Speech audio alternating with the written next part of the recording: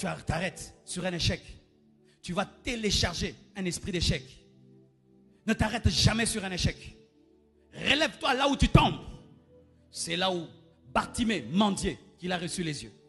Là où tu tombes, c'est là où Dieu va te visiter. Là où tu échoues, c'est là où Dieu va te visiter. Là où tu tombes. Pourquoi tu te prives d'une victoire alors que tu as Jésus-Christ à ta disposition? Et pourquoi tu acceptes l'inacceptable? Et pourquoi tu ne te mets pas en colère? Pourquoi tu ne te mets pas en colère et tu tolères l'intolérable? Tout ce que tu touches s'abîme. Tu loues une maison, tu l'abîmes. On te chasse même de la maison. Et toi-même tu remarques, c'est vrai, c'est vrai. Regardez ces murs menés, les fissurés. Regardez les rats maintenant. Voilà où partout tu vas, il y a des rats qui viennent. Les rats t'accompagnent partout. Des odeurs t'accompagnent partout. Non, refuse. Refuse. Et tu pries et tu pries. Tu prends ton balai. Tu commences à enlever ça. Tu enlèves ça. Tu enlèves ça.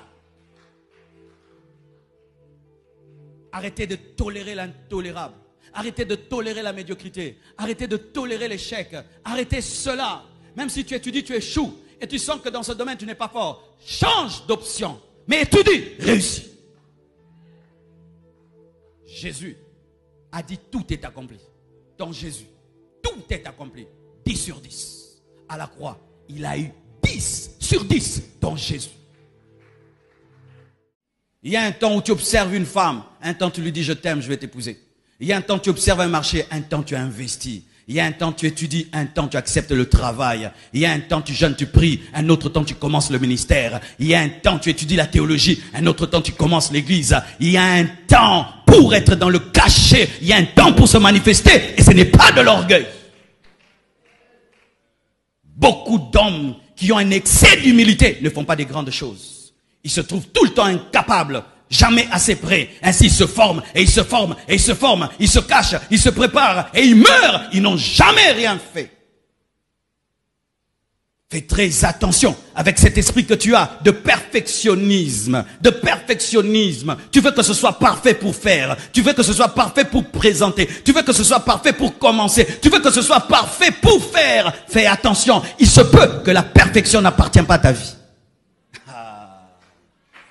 J'ai un principe dans ma vie, mes frères. Si je n'ai jamais fait quelque chose, je vais commencer. Et en cours de route, je vais apprendre. Je vais arranger. En cours de route. Et si tu te moques de moi, j'ai mal fait. Tant mieux. Au moins, moi, je suis en route vers l'excellence et la perfection. Donne-moi 3 ans, tu ne me trouveras pas là où tu m'as laissé. Certains, vous ne vous mariez jamais. Pourquoi? Tu aimes une fiancée. Vous avez fait 3 ans. Et puis après, elle est partie. Et puis tu dis, tu t'arrêtes là. Non! Tu commences une entreprise, elle tombe. Oh, je ne vais plus investir. Investis encore. Pourquoi? Pour ne pas rester sur l'échec. Tu ne peux pas rester sur l'échec. Tu ne peux pas rester sur l'échec. L'échec, ça ne peut pas être le bilan de ta vie. Non. Je vais recommencer encore. Je vais recommencer. Cette fois, le juste tombe. Cette fois, Dieu le relève. Je vais essayer encore. Arrête ça. Il y a un temps pour chanter. Je veux rester là. Mais malgré que tu as dit Amen, tu amènes ta présence, la présence de Dieu à l'école. Tu amènes cette présence à l'université. Tu amènes cette présence au travail. Tu amènes cette présence à Dubaï. Tu amènes cette présence en Angola. Tu amènes cette présence dans le ministère. Tu amènes cette présence avec ta femme, avec tes enfants, avec tes amis. Tu amènes cette présence. Je n'ai pas besoin d'être à genoux pour avoir la présence de Dieu.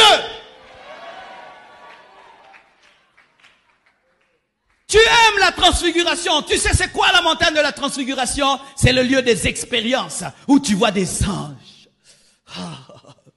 Oh Jésus, oh Jésus, Jésus, je te sens, je te sens, je te sens. Ton alarme sonne. 8 heures, c'est l'heure d'aller au boulot. Chef, excuse-moi, je ne peux pas venir. C'est trop fort, c'est trop fort, c'est trop fort. Amen, c'est trop fort au travail. Amen, c'est trop fort à l'université. Et commence à impacter les autres étudiants. Impacte ton chef, impacte tes camarades, impacte le taximène, impacte les autres. Au lieu de dire, c'est trop fort, c'est pourquoi je ne peux pas arrêter. Non, d'ailleurs comme c'est trop fort, c'est pourquoi tu dois descendre. Donne-moi la main. Et on a des chrétiens comme ça. Des genoux tout noirs, mais la vie aussi noire. Costaud, tellement qu'il lève les mains. mais rien dans les mains. Recevant le feu sur la tête, des impositions des mains, rien dans la tête. Pourquoi? Ils aiment la présence de Dieu. Lorsqu'il sent un bon culte à l'église, il a peur de rentrer à la maison. Il dit, est-ce que je sentirai cette présence chez moi à la maison? Ce sont des chrétiens qui sont empiriques. Ils pensent que la présence de Dieu, c'est sentir le feu. Alors que Dieu peut être là dans le silence.